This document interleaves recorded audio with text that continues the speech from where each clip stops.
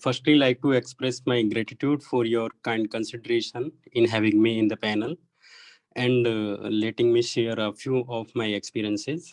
I am a Delhi-based journalist who has worked with India's two most influential media groups, Times Group and India Today, and I'm currently working with NewsClick. The inclination of the entire global politics towards the right-wing ideology is a matter of concern of every one of us. And exactly the same is happening in India right now in an extreme fascist form. People are being lynched in the name of religion, mostly Muslims, in the name of caste, mostly Dalits, or in the name of gender and even sexual orientation. In India, Hindu extremist crowd can kill anyone, can burn anyone's house, and I was one of the people from the same crowd. I was a staunch supporter of Sri Narendra Modi and his fascist Hindutva nationalistic agenda. I used to chant slogans in support of his political rallies when he first came into the power. But 5 months ago, I was terminated from my job for my tweet, Modi is a shameless prime minister. This transformation in me is not sudden. It came by during the global pandemic as a result of frustration that built up when lakhs of people were dying while the prime minister of my country was rallying for elections amongst the crowd. It also built up when innocent students from the minority groups were killed in Delhi riots while protesting against CAA NRC movement. And everyone knows who was behind this. On October 26 this year, a Hindu mob in Tripura was protesting against the Bangladesh government. Then suddenly some news flashed that the Hindu mob had attacked Muslim shop and burnt people's house down. Even some mosques were vandalized.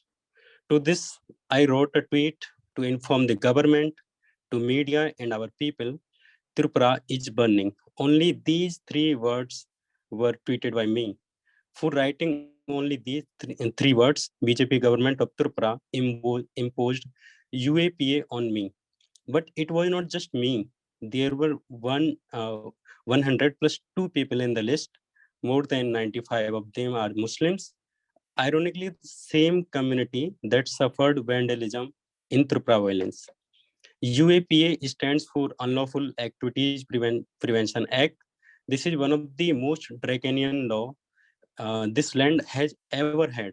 The act was initially supposed to stop external threats to the country, but now it is rampantly being used on innocent citizens, mostly Muslim and Dalit, opposition leaders and student activists and so on. You must all be aware of Omar Khalid, a student activist from Jawaharlal Nehru University, Sudha Bharadwaj, a lawyer and activist working for the tribal communities whose lands are being illegally occupied by the industrialists for mining and other purposes. In recent instance, a Kashmiri human rights defender, Khurram Parvez was also slapped with this UAPA and was arrested by India's top intelligence agency, NIA. Now you can understand how this law is being used and with what intention. When I got to know about UAP on me, I was celebrating Diwali at my home with my family in Uttar Pradesh. Suddenly, I had to move back to Delhi because of the security concerns and to safeguard myself from the police. Besides that, I did not want this incident to take a toll on my family. I wrote on Twitter that for tweeting only these three words, Tripura is burning, Tripura government has imposed UAP on me. I reiterate, I will never hesitate to stand up for justice. PM of my country might be a coward. We journalists are not. I'm not afraid of your jails. I started receiving immense support from our people, media fraternity, and also from lawyers.